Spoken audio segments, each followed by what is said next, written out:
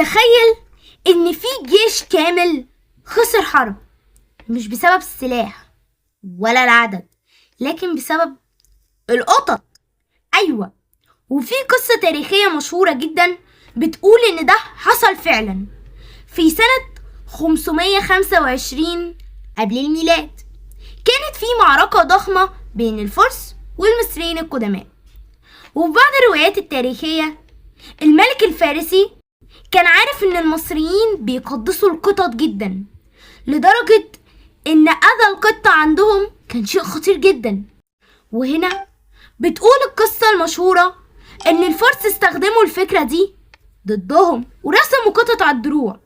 وبعض الروايات بتقول ان هما حتى حطوا القطط قدام الجيش عشان الجنود المصريين يترددوا في الهجوم.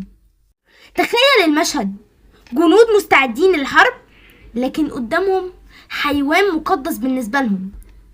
وفي الروايات دي التردد فعلا بدأ ينتشر وسط الجيش المصري، والفرس استغلوا اللحظة وقدروا يكسبوا المعركة. طبعا مفيش دليل مؤكد 100% على كل تفاصيل القصة، لكنها فضلت واحدة من أغرب الحكايات التاريخية اللي الناس بتحكيها لحد النهاردة، وتثبت إن أحيانا الحرب النفسية ممكن تبقى أخطر من السيوف نفسها.